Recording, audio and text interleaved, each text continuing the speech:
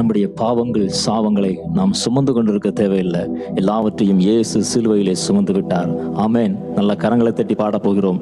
இயேசு சுமந்து கொண்டாரே, நான் சுமக்க தேவையில்லை. இந்த பாடு நல்ல கரங்களை தட்டி பாடுவோமா? இயேசு எல்லாவற்றையும் சிலுவையிலே சுமந்து விட்டார், நாம இனி சுமக்க தேவையே இல்லை. ஹல்லேலூயா. நல்ல கரங்களை தட்டி பாடுவோம்.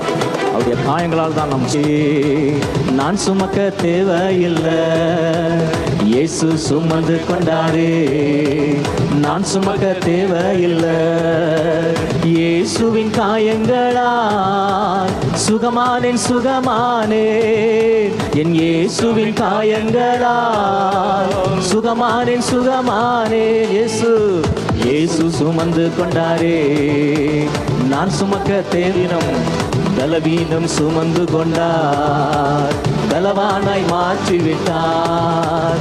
பலவீனம் சுமந்து கொண்டார், என்னை பலவானாய் மாற்றிவிட்டார். இயேசுவின் காயங்களால் சுகமானேன் இயேசுவின் காயங்களால், இயேசுவின் காயங்களால் சுகமானேன் சுகமானேன், என் இயேசுவின் காயங்களால் நான் சுமக்க தேவையே இல்லை. இயேசு சுமந்து கொண்டாரே, நான் சுமக்க தேவையில்லை. என் நோய்கள் சுமந்து விட்டார், என் துக்கம் ஏற்றுக்கொண்டார். என் நோய்கள் சுமந்தார், சுகமானேன் சுகமானேன், என் இயேசுவின் காயங்களால் சுகமானேன். ஆமென். இயேசுவின் காயங்களால், இயேசுவின் காயங்களால் சுகமானேன் சுகமானேன். இயேசு சுமந்து கொண்டாரே, நான் சுமக்க தேவையில்லை. ஆமென். இயேசு சிலுவையில் நமக்காக எல்லாவற்றையும் சுமந்து முடித்து விட்டார். ஆகவே நாம் சுமக்க தேவையில்லை. இன்றைக்கி நிறைய பாரத்தை சுமந்து கொண்டிருக்கிறீங்க, சரீரத்தில் வியாதியை சுமந்து கொண்டிருக்கிறீங்க, மனதில் துக்கம் கவலைகளை சுமந்து கொண்டிருக்கிறீங்க. இதை பெற்றுக்கொள்ள நம்ம என்ன செய்யணும்? இப்போ அதை குறித்து உங்களோட பேசி நான் ஜெபிக்க போகிறேன். நல்ல கவனிங்க. நான் ஊழியத்துக்கு வந்த ஆரம்ப காலத்தில் நான் அந்த ஊழியத்துக்கு ஆயத்தப்பட்டு கொண்டிருந்த சமயம், பைபிள் காலேஜில் படித்து கொண்டு கிராமங்களெல்லாம் போய் சுவிசேஷனுடைய புஸ்தகத்தை வாசித்த போது விசுவாசத்தினால்தான் அற்புதம் பெற முடியும், விசுவாசத்தினால்தான் விடுதலை பெற முடியும். இன்றைக்கி அதைத்தான் எல்லாருமே சொல்லுகிறோம், நானும் கூட சொல்லுகிறேன். ஆனால் இப்போ எனக்குள்ள ஒரு கேள்வி, எதை விசுவாசிக்கணும்? இயேசுவை விசுவாசிக்கணும். இயேசுவினிடத்தில் என்ன விசுவாசிக்கணும்? எதை விசுவாசித்தால் அற்புதம் நடக்கும்? இப்படிலாம் என் உள்ளத்தில் கேள்வி. இயேசுவை விசுவாசிக்கிற, இயேசுவினிடத்தில் என்ன விசுவாசிக்கணும்? என்ன விசுவாசித்து அற்புதம் நடக்கும் அப்படின்னு உள்ளத்தில் கேள்வி. நான் சில சமயம் அப்படி தான் என்ன என் உள்ளத்தில் கேள்வி அப்படின்னா ஆண்டவர்கிட்ட போய் கேட்டுருவேன், ஆண்டவரே இதுக்கு என்ன அர்த்தம்? அப்போ இது எதை விசுவாசிக்கணும்? எதை விசுவாசித்து அற்புதம் நடக்கும்? உங்கள்கிட்ட நான் என்ன விசுவாசிக்கணும்? அப்படிலாம் நான் ஜெபம் பண்ணுவேன். சில சமயம் ஜெபம் வேடிக்கையாக இருக்கும். என் மனதில் தோன்றதெல்லாம் ஆண்டவர்கிட்ட கேட்டுருவேன், இதுக்கு என்ன ஆண்டவரே எனக்கு புரியல, நான் இப்படி நினைக்கிறேன், எது கரெக்டு சொல்லுங்கள். சில நாட்கள் கழித்தாவது ஏதாவது ஒரு சந்தர்ப்பத்தில் ஆண்டவர் தெளிவாக எனக்கு பதில் கொடுத்துருவார். அது மாதிரி தான் ஒரு நாள் நான் ஒரு மலை பிரதேசம், அப்பொழுது விழுப்புரம் பக்கம் செஞ்சி இருக்குல்ல, வளர்த்தின்ற கிராமத்தில் தங்கி ஊழியம் செய்து கொண்டிருந்தோம். அந்த பகுதியில் மலைப்பகுதி, மாலையில் ஜெபிக்க போவோம். நாங்கள் சில ஊழியர்கள் சேர்ந்து அங்கங்கே போய் ஜெபம் பண்ணுவோம். எனக்கு இந்த பாறையில் போய் முழங்கால் பட்டிட்டு ஜெபிப்பது ரொம்ப பிரியம். சுற்றில தண்ணி ஓடிக்கொண்டே இருக்கும், பாறை இருக்கும், அந்த பாறை மேலே போய் முழங்கால் படிட்டு நான் ஜெபித்து கொண்டிருந்தேன். ஆண்டவரை துதித்து ஒரு சாயங்கால நேரம், அப்படியே சூரியன் அஸ்தமிக்கிற நேரம், ஜெபித்து கொண்டிருக்கிற நேரம் என் ஆவிக்குரிய கண்கள் திறக்கப்பட்டது. அப்பொழுது சிலுவையில் தொங்கி மரித்து கொண்டிருக்கிற இயேசுவை என் கண்களுக்கு முன்பாக ஆண்டவர் நிறுத்தினார். அப்போ நான் ஒன்று கேட்கல, அந்த காட்சியை பார்க்கணுன்னே. நான் ஆண்டவரை துதித்து ஜெபித்து கொண்டிருக்கிற நேரம் அந்த காட்சியை, அப்போதான் ஒருத்தரை சிலுவையில் அறைந்து தொங்க விட்டால் எப்படியோ ரத்தம் வடிய வடிய அப்படியே சிலுவையில் தொங்குவதை பார்த்து இருதயம் நொறுங்கி போனது. முதலாக நான் அப்படி ஒரு காட்சியை பார்க்கிறேன். நான் பார்த்துட்டு கதறிக்கொண்டே, ஏன் ஆண்டவரே இந்த காட்சி எனக்கு காண்பிக்கிறீங்க? அப்படிதான் கேட்டேன். நான் முழங்கால பாறை மேல நிற்கிறேன், ஏன் எனக்கு இந்த காட்சியை காண்பிக்கிறீங்க? அப்போ ஆவியானவர் பேச ஆரம்பித்தார். பரிசுத்த ஆவியானவர் மூலமா ஆண்டவர் பேசினார். எதை நான் விசுவாசிக்கணும்? இயேசுவினிடத்தில் எதை விசுவாசித்தால் அற்புதம் நடக்கும்னு நீ கேட்டல. ஆமா, அதுக்கு பதில் சொல்லத்தான் இந்த காட்சியை காண்பிக்கிறேன். என்ன ஆண்டவரேன்னு சொன்னா, சிலுவையில் இயேசுவாகிய நான் மனு குலத்திற்காக எல்லாவற்றையும் செய்து முடித்து விட்டேன் என்பதை விசுவாசித்தால் அற்புதம் நடக்கும். சிலுவையில் மரித்த இயேசு எனக்காக எல்லாவற்றையும் செய்து முடித்து விட்டார் என்பதை விசுவாசித்தால் அற்புதம் நடக்கும். அதைத்தான் விசுவாசிக்கணும் அப்படின்னு என் ஜெபத்துக்கு பதில் கொடுத்து ஒவ்வொரு வசனத்தின் மூலம் விளக்க ஆரம்பித்தார். நான் தொடர்ந்து ஜெபிக்க நிறைய தெளிவு கிடைத்தது. இத்தனை வருஷம் என் ஊழியத்தில் நான் யாருக்காக எப்போ எதுக்காக ஜெபித்தாலும் என் கண்முன்னாலே சிலுவையை நிறுத்தி அவர் பட்ட பாடுகள் சிந்தின ரத்தத்தை நினைத்து தான் மக்களுக்காக ஜெபிக்கிறேன்.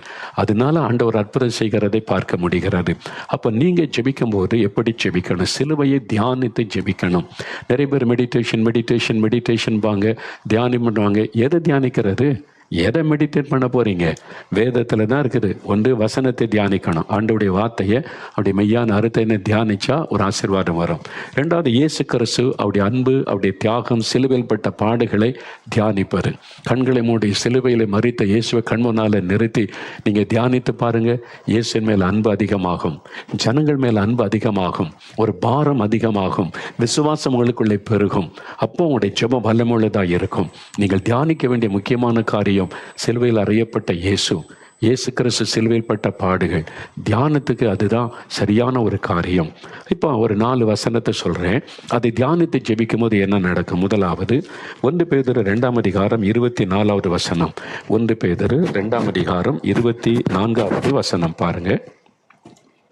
நாம் பாவங்களுக்கு செத்து நீதிக்கு பிழைக்கும்படிக்கு இயேசு கிறிஸ்து தாமே தமது சரீரத்திலே நம்முடைய பாவங்களை சிலுவை மேல் சுமந்தார், அவருடைய தழும்புகளால் குணமானீர்கள். இந்த வசனம் சொல்லுகிறது, நாம் பாவங்களுக்கு செத்து நீதிக்கு பிழைக்கும்படி இயேசு கிறிஸ்து தாமே நம்முடைய பாவங்களை தம்முடைய சரீரத்தில் சிலுவையின் மீது சுமந்தார். அப்போ இயேசு சிலுவையில் அறையப்பட ஒப்பு கொடுக்கப்பட்ட போது ஒரு சிலுவை சுமந்து கொண்டு போனார். இந்த சிலுவை என்கிற அந்த அறையிற பழக்கம் ரோமருடைய ஆட்சி காலம் 2000 ஆண்டுகளுக்கு முன்பாக உலகத்தின் பெரும்பகுதிகளை இந்த ரோம சாம்ராஜ்யம் அவங்க தான் ஆட்சி செய்து வந்தாங்க. எப்படி இங்கிலாந்து வெள்ளைக்காரங்க வந்து ஒரு காலத்தில் உலகத்தின் பல பகுதிகளை ஆண்டாங்களோ, அதே மாதிரி 2000 வருஷத்துக்கு முன்னால் இயேசுவின் நாட்களில் ரோமர்கள் அவங்க வந்து ரொம்ப ஒரு மாதிரி ஸ்ட்ராங்கான ஆட்கள். யாருக்கும் இரக்கம் காட்ட மாட்டாங்க. அரசாங்கத்தை எதிர்த்து கலகம் பண்ணினா, கொடூரமான குற்றங்களை செய்தால் பலவிதமான தண்டனைகள் வச்சிருந்தாங்க. ஒன்று வாரினால் அடித்து ரத்தம் வர அவங்களை சிறுமைப்படுத்துவது. அது மாத்திரமல்ல, சிலுவையில் அறைந்து ஒருவனுக்கு கொலை செய்வது மரண தண்டனை. சிலுவையில் அறைந்து கொல்லுகிற ஒரு மரண தண்டனை. அது இல்லாதபடிக்கு பிணத்தை எடுத்து ஒரு மனுஷனுடைய சரீரத்தில் இணைத்து கட்டி விட்டு விடுவாங்க. அந்த பிணம் ஒரு அழுகி கொண்டிருக்கிற பிணத்தை உடம்பில் சுமந்து கொண்டு அலைவான். யாரும் அவனை காப்பாற்ற முடியாது, விடுவிக்க முடியாது. அது ஒரு தண்டனை. இப்படி பலவிதமான வினோதமான தண்டனைகள் இந்த ரோமருடைய ஆட்சி காலத்தில் அரசாங்கம் வைத்திருந்தது. அப்போ இயேசுவின் நாட்களில் அது இருந்தது. அப்போ இயேசு கிறிஸ்து ஒரு குற்றமும் செய்யாதவர். அவர் மீது அரசாங்கத்துக்கு விரோதமாய் கலகம் செய்வதாக பொய்யான குற்றம் சாட்டி அந்த ரோம கவர்னர் பிலாத்துக்கு முன்னால் நிறுத்தினாங்க. அவருக்கு தான் மரண தண்டனை கொடுக்க அதிகாரம். அவர் விசாரித்து பார்த்துட்டு இவர்கள் ஒரு குற்றத்தை நான் காணவில்லை என்று சொல்லிட்டார். சாட்சியெல்லாம் பொய் சாட்சியா இருக்குது, அவர் குற்றமே செய்யவில்லை. விசாரித்துட்டு அவர் சொல்லுகிறார். ஆனால் இந்த யூத மத தலைவர்கள் எழும்பி, நீங்க இவருக்கு மரண தண்டனை கொடுக்காட்டா ரோமாபுரியில் இருக்கிற சீசருக்கு நாங்கள் கடிதம் எழுதுவோம், நீங்க இங்க தப்பு பண்றீங்க, ஒரு தவறான ஆளுக்கு உதவி செய்றீங்க, இன்னொருவர் தன்னை ராஜான்னு சொல்றார் உதவி செய்றீங்கன்னு உங்களுடைய பதவியை இழக்க நேரிடுன்னு மிரட்டல் மாதிரி பேசுறாங்க. அதனால் அவர் பார்த்தார், எதுக்கு நம்முடைய பதவியை இழக்கணும்? சரி, உங்க பாடப்பா, நான் கை கழுவிற, எனக்கு அதுக்கு சம்பந்தம் இல்லைன்னு சொல்லி சிலுவையில் அறைய ஒப்பு கொடுத்தார். குற்றமற்றவர் நீ தெரிந்தும் விசாரித்து விட்டு குற்றமே செய்யாதவர் என்று ஜட்ஜ்மெண்ட் எழுதின பிறகும் தண்டனைக்கு உட்படுத்தப்பட்டவர் இயேசு. ஏன் தெரியுமா? அவரே தன்னை மரணத்துக்கு ஒப்பு கொடுத்தார். அவரை யாரும் சிலுவையில் அறிந்து கொள்ள முடியாது. அவர் சொல்லுகிறார், என் ஜீவனை கொடுக்கும் அதிகாரம் உண்டு, திரும்ப எடுக்க அதிகாரம் உண்டு. அவரே தன்னை சிலுவை மரணத்துக்கு ஒப்பு கொடுத்தார். கலாத்தியர் 1ஆம் அதிகாரம் 4ஆம் வசனம், தீத்து 2ஆம் அதிகாரம் 14ஆம் வசனங்களில் இயேசு தம்மை தாமே ஒப்பு கொடுத்தார். அதே மாதிரி எபேசியர் 5:2 அப்படி வாசிக்கிறோம். அவரே சிலுவையில் அறையப்பட தன்னை ஒப்பு கொடுத்தார். எதுக்காக? உங்களுக்காக, எனக்காக, முழு மனுக்குலத்திற்காக. எதற்காக தன்னை சிலுவையில் அறை ஒப்பு கொடுக்கணும் அப்படின்னா, அவர் தான் பரிகாரி. பாவத்துக்கு பரிகாரி, சாபத்துக்கு பரிகாரி, தோஷத்துக்கு பரிகாரி, வியாதிக்கு பரிகாரி. இப்படி ஒன்று வந்துட்டா பரிகாரம் செய்யணும்னு சொல்றாங்கல்ல, வசனத்தில் சொல்லப்படுகிறது இயேசு கிறிஸ்து பரிகாரி. நானே உன் பரிகாரியாக இருக்கிற கர்த்தர்னு சொல்லி இருக்கிறார். அப்போ பரிகாரத்துக்காக பலி செலுத்தப்படணும். அது மூலமாக தான் மக்களுக்கு மீட்பு, ஒரு விடுதலை உண்டாக முடியும். இயேசு கிறிஸ்து தன்னை அந்த பலியாக அர்ப்பணித்து கொண்டார். பரிகார பலி பலியாக தன்னை அர்ப்பணித்து இந்த மக்களுடைய பாவம் என் மீது வரட்டும், அந்த பாவத்தை நான் சுமக்கிறேன் என்று ஏற்றுக்கொண்டார். அதனால அவர் மீது ஒரு பாரச் சிலுவை வைத்தாங்க. வாரினால் அடித்து அவருடைய முதுகையெல்லாம் கிழித்து சதைகளெல்லாம் கிழிக்கப்பட்ட ரத்தம், அவருடைய தலையிலே முள்முடி சூட்டப்பட்டு முகமெல்லாம் ரத்தம், தலை முதல் கால் வரைக்கும் காயப்படுத்தப்பட்டார். அவர் மீது ஒரு பாரச் சிலுவையை வைத்தாங்க. சுமார் 150 கிலோ எடையுள்ள ஒரு மரச்சிலுவை என்று சொல்லப்படுகிறது. எத்தனை முறை தடுமாறி விழுந்தார். அடித்து இழுத்து கொண்டு போனாங்க. நன்மை செய்த ஆண்டவருக்கு, அற்புதம் செய்த இயேசுவுக்கு, தீமையே செய்யாதவருக்கு அடியும் உதையும் ரத்தம் சிந்துதலும் அதை மகிழ்ச்சியோடு ஏற்றுக்கொண்டார். ஏன் தெரியுமா? இந்த ஜனங்களுடைய பாவம் மன்னிக்கப்பட அவருடைய பாவத்தை நான் சுமக்கிறேன். அப்படிதான் வசனம் சொல்லுகிறாரு. அப்போ இன்றைக்கு உங்களுடைய பிரச்சனை பாவம். பாவம் உங்களுடைய சமாதானத்தை கெடுக்கிறது. பாவம் உங்களை அடிமையாக்கி விட்டது. பாவத்தை விட முடியாமல் தவிக்கிறீங்க. யார் என் பாவத்தை மன்னிப்பார்கள், விடுதலை தருவான்னு ஏங்குறீங்களா? இயேசு கிறிஸ்துவால் உங்களுடைய பாவத்தை மன்னிக்க முடியும், விடுதலை கொடுக்க முடியும். அவர் மட்டும்தான் உங்களுடைய பாவத்தை மன்னிச்சு விடுதலை தர முடியும்.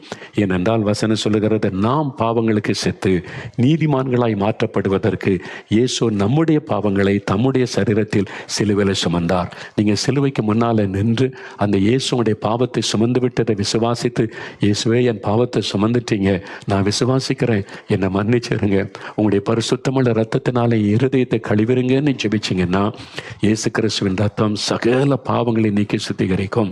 உங்களுடைய பாவத்தை அறிக்கையிடும் போது தான் அவர் மன்னிக்க முடியும். அதனால நான் பாவம் செய்துட்டேன், எனக்குள்ள இந்த பாவம் இருக்கு, மன்னிச்சிருங்க ஆண்டவரே, உங்கள் ரத்தத்தினால கழுவுங்க இயேசுவேன்னு கேளுங்க.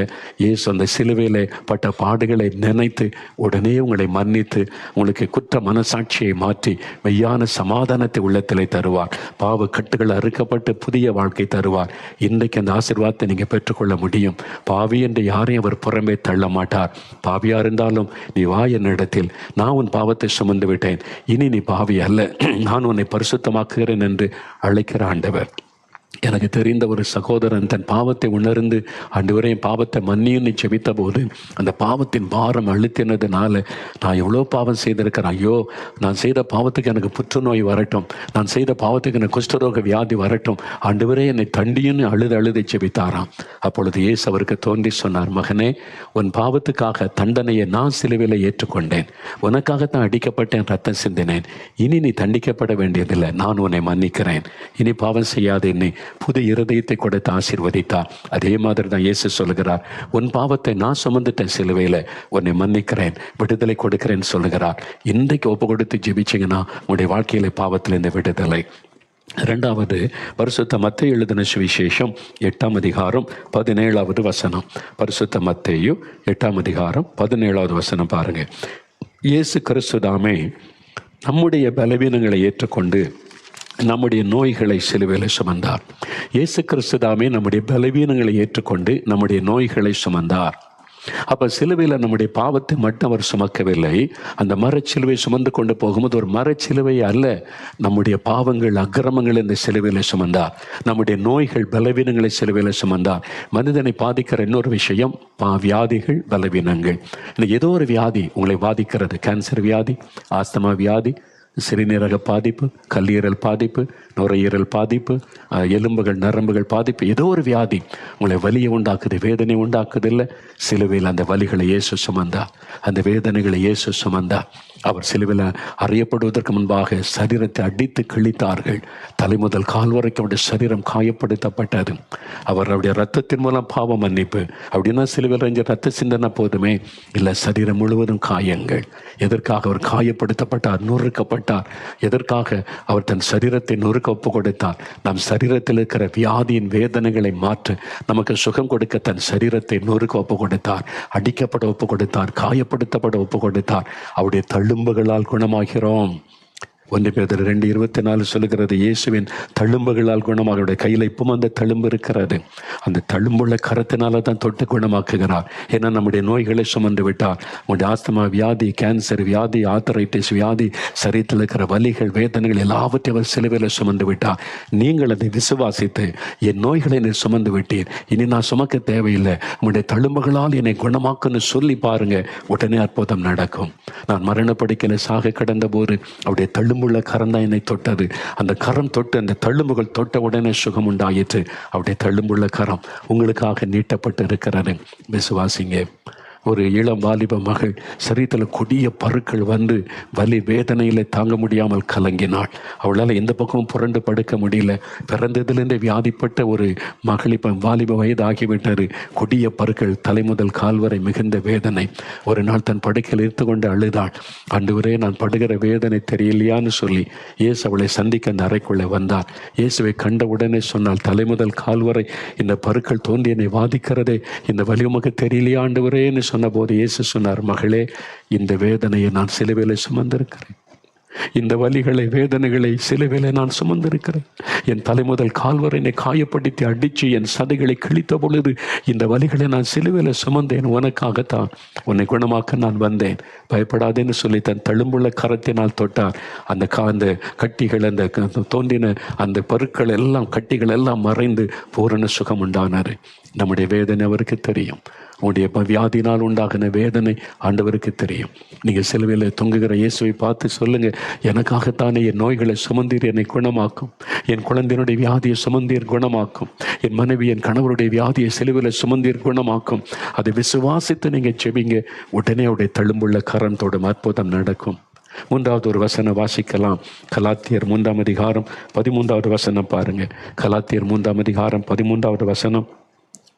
மரத்திலே தூக்கப்பட்ட எவனும் சபிக்கப்பட்டவன் என்று எழுதியிருக்கிறபடி கிறிஸ்து நமக்காக சாபமாகி நியாயப்பிரமாணத்தின் சாபத்திற்கு நம்மை நீங்களாக்கி மீட்டு கொண்டார். இயேசு நமக்காக சாபமானார். வேறு வசனம் சொல்லுகிறது, சிலுவை மரத்தில் இயேசு தூக்கப்பட்ட போது அவர் சபிக்கப்பட்டவராக தொங்கினார். நம்முடைய சாபத்தை தன் மீது ஏற்றுக்கொண்டார். இயேசுடைய தலையில் முள்முடி சூட்டினாங்கல்ல, இயேசுவுக்கு முன்பும் பின்பும் நிறைய பேர் சிலுவையில் அறையப்பட்டாங்க. இயேசுவோடு கூட 2 கள்ளர்கள் சிலுவையில் அறையப்பட்டாங்க. அவங்க தலையிலெல்லாம் முள்முடி சூட்டப்படவில்லை. இயேசுவின் தலையில் மட்டும் கொடிய விஷத்தன்மை உள்ள முள், அது கோலினால் அடித்த போது முற்கள் பதிந்த ரத்தம் அடிந்தது. அந்த முற்கள் விஷத்தன்மை உள்ளதான். அந்த விஷத்தன்மை இந்த ரத்தத்தில் கலந்து விட்டால் உடல் முழுவதும் தாங்க முடியாத ஒரு விஷத்தன்மையின் வலி உண்டாகும். அந்த மாதிரி இப்பவும் காடுகளில் சில எங்கள் ஊர்லெல்லாம் கிராமத்தில் சாதாரண உடமுள் வேறு, காரமுள்னு சொல்லுவாங்க, ஆணி மாதிரி இருக்கும். அதை குத்திட்டுன்னா அப்படியே ஒரு கடுன்னு உயிர் போகிற அளவுக்கு வலிக்கும். அந்த விஷத்தை முறிக்கிறதுக்கு எண்ணெயை காய்ச்சி அந்த முள்ளு குத்தின இடத்துல ஊற்றுவாங்க. சின்ன வயசில் நான் அதை பார்த்துருக்கிறேன், அனுபவிச்சிருக்கிறேன். இப்போ இயேசுடைய தலையிலே முற்கள் குத்தி அந்த விஷத்தன்மை உடலெல்லாம் பரவுகிறது. அந்த முற்கள் எதை குறிக்கிறது தெரியுமா? சாபத்தை குறிக்கும். ஆண்டவர் முதலாவது உலகத்தை சிருஷ்டித்த போது ஆதியாகமம் 1-2 அதிகாரங்களில் ஆண்டவர் அழகான உலகத்தை சிருஷ்டித்தார். பல மரங்கள், மலர்கள், மிருகங்கள் எல்லாவற்றையும், உயர்ந்த மலைகள், நீர்வீழ்ச்சிகள், ஆறுகள் எல்லாத்தையும் உண்டாக்கினார். முற்களை உண்டாக்கலை. ஆண்டவர் மூலிகைகளை உண்டாக்கினார். பைபிளில் இருக்குது மூலிகைகள், பொற்பூண்டுகள் இருக்குல்ல, ஹெர்ப்ஸ் ஆங்கிலத்தில், மூலிகைகளை உண்டாக்கினார். மனுஷன் ஆரோக்கியமாக இருக்க. முற்கள் உண்டாக்கப்படவே இல்லை. 3ஆம் அதிகாரத்தில் வரும்போது மனிதன் பாவம் செய்தது நிமித்தம் பூமி சபிக்கப்பட்டது. சாபத்தின் நிமித்தமாய் வந்தது தான் முற்கள். அப்போ முற்கள் சாபத்தை குறிக்கும். இன்னைக்கு உங்கள் வாழ்க்கையில் சிலர் சொல்லுவாங்க, முள்ளுக்கு நடுவில் இருக்கிற ஐயா, இந்த பக்கமும் குத்துது, இந்த பக்கம் குத்துது, எந்த பக்கம் அசைய முடியல, இங்கே போனால் ஆஃபீஸில் பிரச்சனை, இங்கே வந்தால் குடும்பத்தில் பிரச்சனை, இங்கே வந்தால் மனிதரால் பிரச்சனை, எல்லா பக்கத்தில் என்ன இருக்கும். அந்த வார்த்தை வந்தாலே ஒரு சாபத்துக்குள் இருக்கிறீங்கன்னு அர்த்தம். நன்மையே நடக்க மாட்டேங்குது, எல்லாம் தீமையாகவே இருக்குது, காரியமே வாய்க்க மாட்டேங்குது, எல்லாம் அவமான நிந்தைகளாக இருக்குது. எவ்வளோ வருமானம் வந்தாலும் கடன் கடன் கடன் வருமே, எல்லாம் நிந்தை அவமானம், ஒரு உயர்வே இல்லை, எல்லாம் தடைகள், ஒரு காரியமும் வாய்க்கலை, நான் என்ன பாவம் செய்தேனோ அப்படின்ற வார்த்தைலாம் வருதில்ல, சாபத்தின் விளைவு. உபாகம் 28 அதிகாரத்தில் அதை நியாயப்பிரமாணத்தின் சாபம் சொல்லப்படுகிறார். சாபத்தினுடைய விளைவுகள் என்னென்னலாம் சொல்லப்படுகிறது. அது 4 தலைமுறைக்கு தொடர்ந்து பைபிளில் சொல்லப்பட்டு இருக்கிறது. யாத்திராம 20 அதிகாரம் 34 அதிகாரங்களில் 4 தலைமுறைக்கும் தொடரும். உங்களுடைய முன்னோர் செய்த பாவம் உங்களுக்கு தெரியாது, தாத்தாவுக்கு அப்பா அது மாதிரி செய்திருக்கலாம். அது மாதிரி இந்த பேய் வணக்கம், மனுஷ வணக்கம், இந்த மாதிரி ஆண்டவர் அவமானப்படுத்துகிற சில காரியம், மந்திரவாதம், பில்லி சுனி செய்வது, மற்றவர்களை ரத்தம் சிந்த வைப்பது, மற்றவர்களை கண்ணீர் வடிக்க வைப்பது, விதவைகளை வேதனைப்படுத்தி கண்ணீர் வடிக்க வைப்பது, மற்றவர்களை அவமானப்படுத்துவது, சமுதாயத்தில் தீமை உண்டாகிற மாதிரி நீங்கள் பணம் சம்பாதிக்க கலப்படம் பண்ணுறது, கள்ளத்தனம் பண்ணுவது, இது மாதிரிலாம் சாபத்தை உண்டாகும். இல்லாமலாக்கிறோம். அது சாபத்தினுடைய விளைவு. சில பாவம் சாபமாக்கி விடும். அதனால தான் நிறைய குடும்பத்தில் ஆசீர்வாதமே இல்லை, நன்மையே இல்லை. பணம் வரும், நிறைய காசு வரும், ஆனால் நிந்தை அவமானம் அதுதான் இருக்கும், மிஞ்சி இருக்கும். அது ஒரு சாபத்தினுடைய விளைவு. இன்னைக்கு உங்கள் குடும்ப ஆசீர்வாதமே இல்லாமல் தவிக்கிறீங்க. சாபம், ஏதோ ஒரு சாபனை கலங்குறீங்களா? இந்த சாபம் மாற என்ன செய்யறது? பரிகாரம்னு சொல்லி லட்சக்கணக்காக பணம் வாங்குவாங்க. அதை செய்யணும், இதை செய்யணும், பலி கொடுக்கணும்னு சொல்லி. எந்த பலியும் சாபத்தை மாற்ற முடியாது. இயேசுவாகிய பரிசுத்த பலி, இயேசுவாகிய பரிசுத்த பலி சிலுவையில் நம்முடைய சாபங்களை ஏற்றுக்கொண்டார்.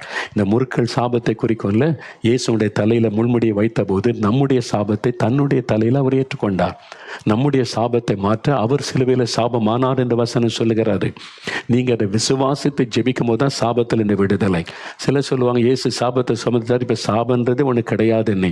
தப்பு, நம்பிராதங்க வசனம். இயேசு எதுக்கு சிலுவையில் சாபமாகணும்? அப்போ நம்முடைய சாபத்தை மாற்ற இயேசு சிலுவையில் பாவமானார்னு இருக்குல்ல. அப்போ உலகத்தில் பாவமே இல்லையா? பாவம் இருக்குல்ல. பாவத்தை மன்னிக்க விடுதலை பெறணும்னா சிலுவைண்டை வந்து அதை விசுவாசித்து ஜெபிக்கும் போது தான் விடுதலை. இயேசு வியாதிகளை சுமந்துட்டார்னு இருக்குல்ல. அப்போ வியாதி இல்லாமல் இருக்குதா? இருக்குதில்ல. அதை எப்படி பெற்றுக்கொள்வது? விசுவாசித்து ஜெபிக்கும் போது அவங்க தான் அந்த சுகத்தை பெற முடியும். அதனால சாபம் இருக்கிறது, விடுதலை பெறணும்னா இயேசு தான் வழி. இயேசுகிட்ட வந்து பாவத்தை அறிக்கை செய்து சாபத்திலிருந்து விடுதலை வேணும்னு ஜெபிக்கணும். உங்கள் குடும்பத்தின் மேலே சாபம் இருந்தால் குடும்பமாக நீங்கள் உங்களை ஒப்பு கொடுத்து இந்த வசனத்தை விசுவாசித்து, இயேசுவே நீங்க சிலுவையில் எங்களுக்காக சாபமா, நீங்க உங்களுடைய ரத்தத்தினால சாபத்தை மாற்றி எங்களுக்கு விடுதலை கொடுங்க நீ ஜெபிச்சா சாபங்கள் நீங்க ஆசீர்வாதம் வரும். அப்போ அதுக்கு நீங்கள் ஜெபிக்கணும். சிலுவையை விசுவாசித்து, சிலுவையில் அறையப்பட்ட இயேசுவை விசுவாசித்து, என்னுடைய சாபத்தை இயேசு சிலுவையில் சுமந்து விட்டார், எங்கள் குடும்பத்தின் சாபத்தை சுமந்துட்டார் அப்படி விசுவாசித்து அவருடைய ரத்தத்தை சொல்லி ஜெபிக்கும் போது சாப கட்டுகள் அறுக்கப்படும்.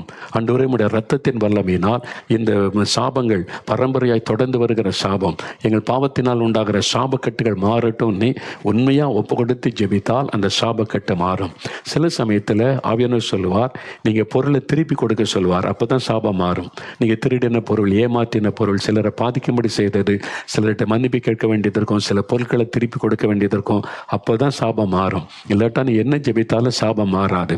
அதனால இயேசு சிலுவையில சாபமானதை விசுவாசித்து உங்களை அவருக்கு ஒப்பு கொடுத்து விசுவாசித்து ஜெபிக்கும் போது அவர் அந்த சாபத்தின் கட்டுகளை அறுத்து அதை ஆசீர்வாதமாய் மாற்றுகிறார். இன்னைக்கு உங்கள் குடும்பத்தில் இருக்கிற சாபத்தை மாற்றி அவர் ஆசீர்வதிக்க போகிறார். அதை விசுவாசிங்க. ஒரு சமயம் ஒரு கணவன் மனைவி என்னை பார்க்க வந்தபோது சொன்னாங்க, யாரும் உங்களுக்கு பில்லி சொல்லி வச்சுட்டாங்க ஐயா அப்படின்னாங்க. ஏன் அப்படி சொல்கிறீங்கன்னு கேட்டேன். நாங்கள் நல்லா வாழ்ந்துருந்தோம், நிறைய வாகனங்கள் இருந்தது, பிஸ்னஸ் செய்தோம், ஆசீர்வாதமாக இருந்தோம். ஒன்றொன்னா நஷ்டமடைஞ்சு இழந்து எல்லாம் தான் வியாபாரம் ஆசீர்வாதத்தை இழந்துட்டோம். வியாதி ஒரு பக்கம். என் மனைவிக்கு அவருடைய சரீரத்தில் பார்த்தீங்கன்னா 4-5 வியாதி. ஹார்ட்டில் ப்ராப்ளம், லங்ஸில் ப்ராப்ளம், லிவரில் ப்ராப்ளம், கை நிறைய மாத்திரை சாப்பிடணும், அப்படி பாதிப்பு. ஒரு மனக்குழப்பம், எப்பவும் ஒரு மனக்குழப்பம், ஒரு பயம், இது மாதிரி ஒரு நிம்மதியே இல்லை. அப்போ யாரோ பில்லிசனை சேர்த்துட்டாங்க அப்படின்னு அப்படி தான் அவங்க நினைச்சாங்க. ஆனால் அவங்க ஜெபத்துக்கு வந்தபோது சாபத்தை குறித்து செய்தியை கேட்டாங்க. இது சாபத்தினால் வந்தது என்பதை அறிந்து கொண்டாங்க. உடனே குடும்பமாக ஆண்டவர்கிட்ட போய் முழங்கால் படிட்டு, ஆண்டவரே எங்கள் பாவத்தை மன்னிச்சு சாபத்திலேருந்து விடுதலை கொடுங்க, என் குடும்பத்தின் மீது இருக்கிற சாபம் மாறணும், என் முன்னோர்கள் செய்த சில பாவம், அந்த மாதிரி மனுஷ வணக்கம், அதாவது பேய் வணக்கம், ஆண்டவருக்கு பிரியமில்லாத காரியம், இதெல்லாம் செய்த சாபம் எங்களை மன்னிச்சு விடுதலை கொடுங்கன்னு ஜெபிச்சாங்க. ஆண்டவர் விடுதலை கொடுத்துட்டார். வந்தபோது கேட்டேன், விடுதலை ஆயிட்டுன்னு எப்படி சொல்கிறீங்க அப்படின்னு நான் கேட்டேன். அதுக்கு அந்த என் மனைவி, அவங்க மனைவி வந்திருந்தாங்க. என் மனைவிக்கு இது மாதிரி 4-5 கொடிய வியாதி, உறுப்பெல்லாம் பாதிக்கப்பட்டு இவ்வளோ மாத்திரை சாப்பிடுவாள், வேதனையோடு சொல்லுவாள், எவ்வளோ நாளுங்க இந்த நரகத்தில் இருக்க போகிறான்னு. நாங்கள் என்னைக்கு ஜெபிச்சு இந்த கூட்டத்தில் கண்ணீரோடு ஜெபிச்சோம், விடுதலை கிடைச்சதோ டாக்டர் இடத்துல போய் பார்த்தா ஒரு வியாதியும் இல்லை, அத்தனை சரியாயிட்டு. Heart, lungs, liver, everything perfect. இனி மாத்திரையே வேண்டாம்னு சொல்லிட்டாங்க. என்னாச்சு உங்களுக்கு என்பதாய் அப்போதான் அறிந்து கொண்டு இது சாபத்தினால வந்த வியாதி. சாபக்கட்டு அறுக்கப்பட்டோன்னே வியாதி மறைந்து விட்டார். சாபத்தினால வியாதி வரும், சாபத்தினால பிசாசு உள்ள நுழைய முடியும். ஒரு குடும்பத்தின் மேலே சாபம் இருக்குன்னு ஈஸியாக சாத்தான் அதன் வழியாக நுழைஞ்சு உங்களை வேதனைப்படுத்தி சிறுமைப்படுத்தி விடுவான். அப்போ சாபத்திலிருந்து விடுதலை அடைய உங்களை ஒப்பு கொடுத்து சிலுவையை நீங்கள் விசுவாசித்து இயேசுவே உடைய ரத்தத்தினால் சாபக்கட்டுகள் மாறட்டுன்னு இன்றைக்கு ஜெபிக்கும் போது சாபம் மாறி அது ஆசீர்வாதமாய் ஆண்டவர் மாற்றுவார். கடைசியா இன்னொரு வசனம் பாருங்க, ஏசாயா 53 அதிகாரம் 4வது வசனம் பாருங்க. இயேசு கிறிஸ்து தாமே நம்முடைய பாடுகளை ஏற்றுக்கொண்டு நம்முடைய துக்கங்களை சுமந்தார். அப்போ சிலுவையில் இயேசு நம்முடைய பாடுகள் துக்கங்களை சுமந்தார். இன்னைக்கு ஏதோ ஒரு துக்கம் உள்ளத்தில் இருக்குது. கடன் பிரச்சனை துக்கம், குழந்தை இல்லை என்ற துக்கம், வறுமை என்ற துக்கம், வேலை இல்லை என்ற துக்கம், அவமான நிந்தைகள், பாடுகள். அப்போ இயேசு நம்முடைய பாடுகளை ஏற்றுக்கொண்டார், நம்முடைய துக்கங்களை சுமந்தார். உங்களை துக்கப்படுத்துகிற காரியம், பாடுகள், வேலையில், அவன் வியாபாரத்தில், குடும்பத்தில் பிரச்சனை, ஊழியத்தில் பிரச்சனை, ஒரே பாடுகள் எல்லாத்தையும் சிலுவையில் சுமந்தார். நிந்தைகள், அவமானங்கள், பாடுகளை சுமந்தார். எதுக்காக? நமக்கு விடுதலை கொடுக்க, பாடுகளை மாற்ற, கவலைகளை மாற்ற. அப்போ சகல ஆசீர்வாதமும் இயேசுடைய சிலுவை மரணத்திலிருந்து தான் நமக்கு பெற்றுக்கொள்ள முடியும். பாவத்திலிருந்து விடுதலை, சாபத்திலிருந்து விடுதலை, வியாதியிலிருந்து விடுதலை, கவலை, பிரச்சனை, நிந்தை, அவமானத்தின் விடுதலை. இயேசு சிலுவையில் எல்லாத்தையும் சுமந்துட்டாரு அப்படின்னு விசுவாசித்து, சிலுவையை நினைத்து, சிலுவையில் அறையப்பட்ட இயேசுவை நோக்கி, எனக்காக நீங்கள் சுமந்தீங்க, எனக்கு விடுதலை கொடுங்க, நான் அதை விசுவாசிக்கிறேன்னு சொல்லி ஜெபிச்சு பாருங்க. உடனே ஒரு அற்புதம். இன்றைக்கு உடைய வியாதி மறையும், இன்றைக்கு சாபக்கட்டு அறுக்கப்படும், இன்றைக்கு உடைய பயங்கள், டிப்ரெஷன் எல்லாம் மாறிடும், இன்றைக்கு பாவக்கட்டுகள் அறுக்கப்பட்ட புதிய இருதயம் வந்துடும். அதுக்கு தான் ஜெபிக்க போகிறோம். அவர் சிலுவையில் கடைசி சொட்டு ரத்தம் வரைக்கும் சிந்தினார். இயேசு கிறிஸ்து சிலுவையில் 6 மணி நேரம் தொங்கினார். காலை 9 மணிக்கு சிலுவையில் அறியப்பட்டவர் மாலை 3 மணி வரைக்கும் அந்த ரத்தம் வடிந்து வடிந்து வடிந்து கடைசி சொட்ட ரத்தம் வரைக்கும் சிந்திட்டார். எப்படி சொல்றீங்க? நான் பொதுவாக ஆரோக்கியமான ஒரு மனிதனை சிலுவையில் அறைந்தால் 11 மணி நேரம் அந்த சிலுவையில் தொங்கி மறிப்பானாம். அவன் ரத்தம் வடிந்து வடிந்து வடிந்து கொஞ்சம் கொஞ்சமாக இறுதிய துடிப்பை நின்று அப்படியே மறித்து விடுவான். அவன் மாலைக்குள்ளே மறிக்காவிட்டால், ரோமருக்கு ஒரு பழக்கம், அவங்களை கொண்டுறணும், அன்றைக்கு இரட்டுக்குள்ளே அவங்க மறிச்சிடணும்.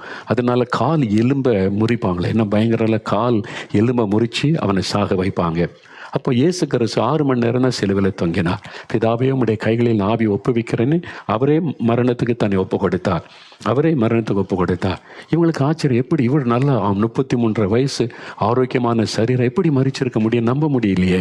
இவர் மறிச்சிட்டாரா, மயக்கத்தில் இருக்கிறாரா பார்க்கணும். ஈட்டியினால ஒரு போர் சேவகன் இயேசுடைய விழாவில குத்தினான். வசனம் சொல்லுகிறது, ரத்தமும் தண்ணீரும் வெளிவந்தது. அப்போ அந்த ஈட்டி அவருடைய இருதயத்தை போய் தொலைத்தது. அந்த இருதயத்தை தொலைச்ச உடனே கடைசி சொட்ட ரத்தமும் வெளிவந்தது. இதுக்கு மேலே ரத்தமே இல்லை, தண்ணீர் தான் இருக்கிறது. கடைசி சொட்ட ரத்தம் வரைக்கும் மனிதர்களை பாவ சாபத்திலிருந்து விடுதலையாக்கி இயேசு சிலுவையிலே அவர் சிந்தினார். ரத்தம் சிந்துதல் இல்லாமல் பாவமன்னிப்பு உண்டாகாது என்று வேதங்கள் சொல்லுகிறாரு. இயேசுடைய தன்னுடைய பரிசுத்தமுள்ள ரத்தத்தை சிலுவையிலே சிந்தி நமக்காக, உங்களுக்காக தன்னையே பலியாய் கொடுத்தார். அதை விசுவாசித்து இருக்கிற இடத்துல ஜெபிச்சாலே அற்புதம் நடக்கும். இப்போ அந்த இயேசுவை நோக்கி நம்ம ஜெபிக்க போகிறோம். ஆண்டவரிடத்துல ஒரு பாடல் பாடி நாம் ஜெபிக்க போகிறோம்.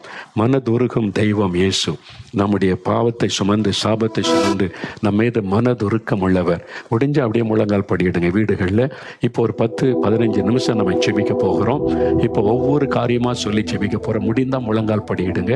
இந்த இயேசு சிலுவையில் சிந்தின ரத்தத்தின் மூலமாய் நீங்கள் விடுதலை, சுகம், ஆசீர்வாதத்தை பெற போறீங்க. அதனால இயேசு கிறிஸ்துடைய அன்பை நம்ம உணர்ந்து கொள்ளும் வண்ணமாய் இயேசு கிறிஸ்துடைய சிலுவை பாடுகளை நினைத்தவர்களாய் மனதுருகும் தெய்வம் உங்களுக்காக மனதுருகுகிறார். அதை நினைத்து பாடி நம்ம ஜெபிக்க போகிறோம். ஆமென். மத்தேயு 14:14 சொல்லப்பட்டிருக்கிறது, அவர் திரளான ஜனங்களை கண்டபோது அவர்கள் மேல் மனதுருகி அவர்களின் வியாதியானவர்களை சுஸ்தமாக்கினார். உங்களுடைய பாடுகளை அவர் ஏற்றுக்கொண்டார், உங்கள் துக்கங்களை அவர் ஏற்றுக்கொண்டார் சிலுவையிலே.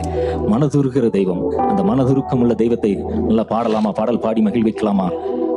மனதுருகும் தெய்வமே ஏசையா, உமை மனதார துதிப்பேன், ஸ்தோத்தரிப்பே. மனதுருகும் தெய்வமே ஏசையா, உமை மனதார துதிப்பேன், ஸ்தோத்தரிப்பேன். நீர் நல்லவர், சர்வ வல்லவர், நீர் நல்லவர், சர்வ வல்லவர். உங்க இரக்கத்துக்கு முடிவே இல்லை, உங்க அன்பிற்கு அளவே இல்லை. உங்க இரக்கத்துக்கு முடிவே இல்லை, உங்க அன்பிற்கு அளவே இல்லை. அவை காலை ஒரு புதிதாயிருக்கும், அவை காலை ஒரு புதிதாயிருக்கும். மனதுருகும் தெய்வமே, மனதுருகும் தெய்வமே ஏசையா, உமை மனதார துதிப்பேன், ஸ்தோத்தரிப்பேன். மனதுருகும் தெய்வமே ஏசையா, உமை மனதார துதிப்பேன், ஸ்தோத்தரிப்பேன்.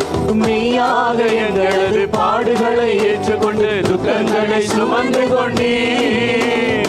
மெய்யாக எங்களது பாடுகளை ஏற்றுக்கொண்டு துக்க துக்கங்களை சுமந்து கொண்டீர். ஐயா துக்கங்களை சுமந்து கொண்டீர். ஐயா துக்கங்களை சுமந்து கொண்டீர். நல்லவர், நீர் நல்லவர், சர்வ வல்லவர். ஆண்டவரே, நல்லவர், வல்லவர்.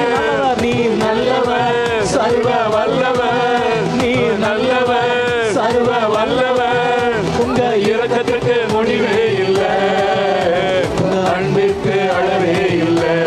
ஆமென், ஆமென். இரக்கத்துக்கு முடிவே அப்பா, உங்க அன்பிற்கு அளவே இல்லை. அவை காலையில் ஒரு புதிதாயிருக்கும், அவை காலையில் ஒரு புதிதாயிருக்கும். மனதுருகும் தெய்வமே, மனதுருகும் தெய்வமே, ஏசையா உமை மனதார துதிப்பேன், ஸ்தோத்தரிப்பேன். மனதுருகும் தெய்வமே, ஏசையா உமை மனதார துதிப்பேன். எங்களுக்கு சமாதானம், எங்களுக்கு சமாதானம் உண்டு பண்ணும் தண்டனையும் உம்மேலே விழுந்ததையா. எங்களுக்கு சமாதானம் உண்டு பண்ணும் தண்டனையும் உம்மேலே விழுந்ததையா. ஐயா உம்மேலே விழுந்ததையா, ஏசையா உம்மேலே விழுந்ததையா. நீர் நல்லவர், நீர் நல்லவர், சர்வ வல்லவர். நீர் நல்லவர், சர்வ வல்லவர். உங்க இரக்கத்துக்கு முடிவே இல்லை, உம் அன்பிற்கு அளவே இல்லை. உங்க இரக்கத்துக்கு முடிவே இல்லை, உம் அன்பிற்கு அளவே இல்லை. அவை காலையில் ஒரு புதிதாயிருக்கும், அவை காலையில் ஒரு புதிதாயிருக்கும். மனதுருகும் தெய்வமே, மனதுருகும் தெய்வமே, ஏசையா உம்மை மனதார துதிப்பேன், ஸ்தோத்தரிப்பேன். மனதுருகும் தெய்வமே, ஏசையா மனதார துதிப்பேன். சாபமான முள்முடியை, சாபமான முள்முடியை தலைமேலே சுமந்து கொண்டு சிலுவையிலே வெற்றி சிறந்தி. சாபமான முள்முடியை தலைமேலே சுமந்து கொண்டு சிலுவையிலே வெற்றி சிறந்தி. ஐயா சிலுவையிலே வெற்றி சிறந்தி, ஐயா சிலுவையிலே வெற்றி சிறந்தி. நல்லவர், நீர் நல்லவர், சர்வ வல்லவர். நீர் நல்லவர், சர்வ வல்லவர். உங்க இரக்கத்துக்கு முடிவே இல்லை, உங்க அன்பிற்கு அளவே இல்லை. உங்க இரக்கத்துக்கு முடிவே இல்லை, உம் அன்பிற்கு அளவே இல்லை. அவை காலையில் ஒரு புதிதாயிருக்கும், அவை காலையில் ஒரு புதிதாயிருக்கும். மனதுருகும் தெய்வமே, மனதுருகும் தெய்வமே, ஏசையா உம்மை மனதார துதிப்பேன், ஸ்தோத்தரிப்பேன். மனதுருகும் தெய்வமே, ஏசையா எங்களது மீறுதலால் காயப்பட்டீர், எங்களது மீறுதலால் காயப்பட்டீர், நொறுக்கப்பட்டீர், தழும்புகளால் சுகமானோ. எங்களது மீறுதலால் காயப்பட்டீர், நொறுக்கப்பட்டீர், தழும்புகளால் சுகமானோ. ஐயா தழும்புகளால் சுகமானோ, ஐயா தழும்புகளால் சுகமானோ. நீர் நல்லவர், நீர் நல்லவர், சர்வ வல்லவர். நீர் நல்லவர், சர்வ வல்லவர். உங்க இரக்கத்திற்கு முடிவே இல்லை, உங்க அன்பிற்கு அளவே இல்லை. உங்க இரக்கத்திற்கு முடிவே இல்லை, உங்க அன்பிற்கு அளவே இல்லை. அவை காலையில் ஒரு புதிதாயிருக்கும், அவை காலையில் ஒரு புதிதாயிருக்கும். மனதுருகும் தெய்வமே, மனதுருகும் தெய்வமே, ஏசையா உம்மை மனதார துதிப்பேன், ஸ்தோத்தரிப்பேன். மனதுருகும் தெய்வமே, ஏசையா உம்மை மனதார துதிப்பேன், ஸ்தோத்தரிப்பேன். மனதுருக்கம் உள்ள இயேசு, அவருடைய சமூகத்தில் தான் நம்ம நிற்கிறோம். முழங்கால் படியிடுங்க. நான் முழங்கால் படியிட்டு ஜெபிக்க போகிறோம். ஆண்டவருக்கு முன்னால, சிலுவைக்கு முன்னால முழங்கால் படியிட்டு சிலுவையில் அறையப்பட்ட அந்த இயேசுவை நோக்கி, உங்களுக்காகத்தான் அவர் சிலுவையில் தொங்கினார், உங்களுக்காகத்தான் ரத்தம் சிந்தினார். இந்த உலகத்தில் இருக்கிற அத்தனை பேருக்காகவும், எல்லா மனிதர்களுக்காகவும் அவர் சிலுவையில் ரத்தம் சிந்தினார். உங்களுக்காக பரிகாரியாக எல்லாவற்றையும் சிலுவையில் செய்து முடிக்க தன்னை அர்ப்பணித்து கொண்டவர் இயேசு. உடைய பாவங்களை சுமந்தார், வியாதிகளை சுமந்தார், சாபங்களை சுமந்தார், நிந்தைகளை, அவமானங்களை சுமந்தார். உங்களை ஆசீர்வதிக்க தன்னையே பலியாய் கொடுத்தார். அவரை நோக்கி ஜெபிக்க போகிற ஒவ்வொரு ஆசீர்வாதம், முதலாவது எனக்கு பாவ மன்னிப்பு வேணும், பாவ மன்னிப்பின் சமாதானம் வேணும், பாவத்திலிருந்து எனக்கு ஒரு விடுதலை வேணும். இயேசு என் பாவங்களை சிலுவையிலே சுமந்து விட்டார், எனக்காகத்தான் சிலுவையிலே பலியானார் என்பதை விசுவாசிக்கிறேன் என்கிறவர்கள் உடைய இருதயத்தில் கை வைத்து ஒரு 2 நிமிடம் ஜெபம் பண்ணுங்க. தன் பாவத்தை மறைக்கிறவன் வாழ்வடைய மாட்டான். அவைகள் அறிக்கை செய்து விட்டு விடுகிறவன் இரக்கம் பெறுவான். இயேசுவே, என் பாவங்களை சிலுவையில் சுமந்தீங்க, எனக்காக சிலுவையில் ரத்தம் சிந்தினீங்க, என் பாவத்தை மன்னிக்க, எனக்கு சமாதானம் கொடுக்க உங்களை சிலுவையில் அறைய ஒப்பு கொடுத்தீங்க. எனக்காக சிந்தப்பட்ட அந்த ரத்தத்தினால என் இருதயத்தை கழுவுங்க, என் பாவங்களை மன்னிங்க, என் பாவங்களை மன்னிங்க. இயேசுவே, உங்க ரத்தத்தினால என் இருதயத்தை கழுவுங்க. உங்க ரத்தத்தின் வல்லமையினால இந்த பாவத்தில் இந்த விடுதலை கொடுங்க. என்னால் இந்த பாவத்தை விட முடியல. மதுபானத்தை, போதை வஸ்துகளை, சீட்டாட்டத்தை, சூதாட்டத்தை விட முடியல. விபச்சாரம், மேசித்தனம், அசுத்தங்கள், இந்த அடிமைத்தனத்தின் விடுதலை பெற முடியல. இயேசுவே, இயேசுவே, மன்னியும், விடுதலை தாரும். செபிங்க, செபிங்க. வாலிப தம்பி ஜெபம் பண்ணுங்க, வாலிப மகளே ஜெபம் பண்ணுங்க, அருமையான தகப்பனை, தாயை ஜெபம் பண்ணுங்க. இயேசுவே, உம்முடைய ரத்தத்தினால் என்னை கழுவும். இயேசுவே, என்னை மன்னியும், எனக்காக சிலுவை சுமந்தீங்களே, என் பாவத்தை எல்லாம் ஏற்றுக்கொண்டீங்களே, என்னை மன்னித்து விடுதலை கொடுங்க. நீ ஜெபிங்க, ஜெபிங்க, ஜெபிங்க. நீங்க ஜெபிக்க ஜெபிக்க இயேசுவின் ரத்தத்தின் வல்லமை உங்களுக்குள் இறங்குகிறது. இயேசு கிறிஸ்துவின் ரத்தம் சகல பாவங்களை நீக்கி சுத்திகரிக்கும். அவருடைய ரத்தத்தின் வல்லமை உங்களுக்குள் இறங்குகிறது. உங்களுடைய இருதயம் கழுவப்படுகிறதை உணர முடிகிறது. உங்களுக்குள் இருக்கிற பாவத்தின் பாரம், உங்களுடைய உள்ளத்தின் சமாதானத்தை கெடுத்து அழித்து கொண்ட இந்த பாரம் உங்களை விட்டு விலகுகிறது.